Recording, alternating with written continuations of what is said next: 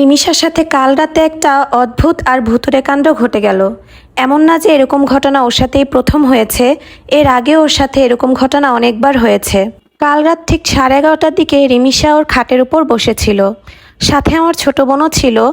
তো বেশ হাসি খুশি ছিল, তেমন একটাও ডিস্টার্ব করছিল না।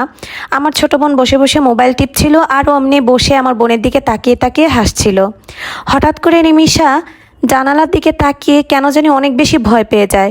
ও একটা চিৎকার দিয়ে জানালাটা আটকিয়ে পর্দাটা আটকিয়ে দেয়, আর সাথে সাথে আমার বোনের কোলের উপর লাফ দিয়ে অনেক জোরে কান্না শুরু করে। আমার বোন তো কিছু বুঝতে না পেরে আমাদের জোরে জোরে ডাকা শুরু করলো। আমরাও গেলাম।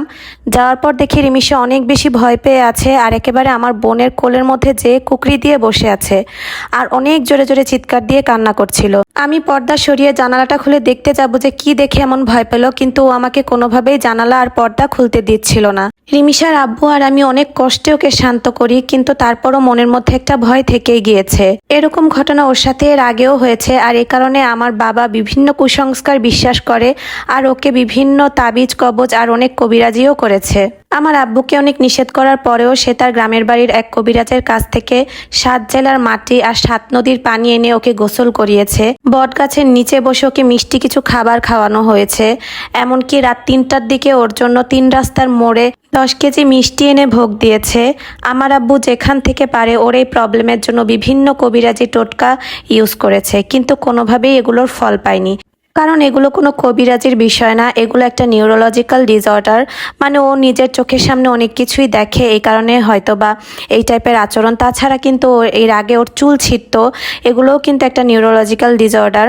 ও এত পরিমাণ চুল ছিঁড়তো, তারপরও কিন্তু মার্শাল্লাহ রিমিশার মাথায় অনেক চুল, কারণ ও সবসময় হার্বাল অয়েল ইউজ করে আসছে। আর আপনারা হয়তো অনেকেই এখন অবাক হচ্ছেন যে রিমিশার চুলে এখন আমি কি দিয়ে দিচ্ছি। রিমিশার চুলেও এখন আমি একটা হার্বাল অয়েল দিয়ে দিচ্ছি। আমি সবসময় চেষ্টা করি ওর জন্য এরকম অর্গানিক কিছু হেয়ার অয়েল আনার। আর আমি এই তেলটা নিয়েছি নাদিয়াস হার্বাল হেয়ার অয়েল থেকে। আপুর এই তেলটা এত ভালো, মাশাল্লাহ। আমি প্রথমবার ইউজ করে একেবারে ফ্যান হয়ে গিয়েছি। এই হেয়ার অয়েলটার অনেক অনেক উপকারিতা আছে। এটা আমাদের নতুন চুল গজাতে সাহায্য করবে, এমনকি চুল পড়া রোধেও এটা অনেক বেশি উপকারী একটা তেল। আপনারা যারা অল্প করে নিতে চাচ্ছেন তারা প্রথমে ট্রায়াল বেসিসে একটা 100 মিলির বোতল ইউজ করে দেখতে পারেন। আলহামদুলিল্লাহ অনেক বেশি উপকার পাবেন। যাদের চুল পড়ে একেবারেই চুল পাতলা হয়ে যাচ্ছে, যেমন দেখেন এই যে আমার চুল কিন্তু প্রতিদিন অল্প অল্প অল্প করে এরকম পড়তেই থাকে, তো আমার চুলগুলি অনেক বেশি পাতলা হয়ে যাচ্ছে।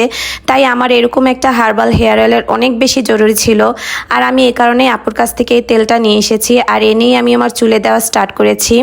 এই তেলটার এত সুন্দর ঘ্রাণ, আমার কাছে মনে হচ্ছিল জলপাইয়ের আচারের ঘ্রাণ হচ্ছে। আমার তো এটা খেয়েই ফেলতে ইচ্ছে করছিল। এখন আসি এই তেলটা ইউজ করলে আপনারা কি কি উপকার পাবেন। এটা আমাদের মেইনলি চুল পড়া রোধ করতে অনেক বেশি সাহায্য করবে। এই হেয়ার অয়েলটা নিয়মিত ইউজ করার ফলে কিন্তু চুল আমাদের অনেক বেশি দ্রুত লম্বা হবে। 1-2 বার ইউজ করার পরে কিন্তু আপনারা এটা ডিফারেন্সটা বুঝতে পারবেন, চুল কতটা শাইনি এবং সিল্কি হবে। এমনকি যাদের মাথায় অনেক বেশি খুশকির প্রবলেম আছে তারাও কিন্তু এটা ইউজ করলে খুশকির সমস্যা থেকে মুক্তি পেতে পারেন। আমার রিমিশার মাথায় কিন্তু প্রচুর খুশকি, আর এই হেয়ার অয়েলটা ইউজ করার পর আমি অনেক বেশি উপকার পেয়েছি। এই তেলটা 3 বছরের উপরে ছেলে মেয়ে যে কেউ ইউজ করতে পারবে। আপনাদের মাথা স্ক্যাল্পে যদি কারো চুলকানির প্রবলেম থাকে, এটা দিলে সেই সমস্যা থেকেও আপনারা মুক্তি পাবেন। আর এই যে মাশাল্লাহ রিমিশার চুলটা ধোয়ানোর পর আপনারা দেখতেই পাচ্ছেন যে চুলটা কি পরিমাণ সিল্কি আর শাইনি হয়েছে। এখন আসি এই তেলটা আপনারা কিভাবে ইউজ করবেন। সপ্তাহে 2-3 দিন ব্যবহার করতে হবে।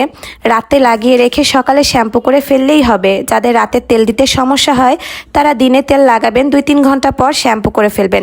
আমি আর রিমিশা কিন্তু সকালেই তেলটা লাগিয়েছি আর 1-2 ঘন্টা রাখার পরেই কিন্তু আমি শ্যাম্পু করে ধুয়ে ফেলেছি। আর মার্শাল্লাহ এই যে রিমিশা আর আমার চুল দেখে কিন্তু আমি একেবারেই ফিদা হয়ে গেছি। এত সুন্দর সিল্কি আর শাইনি।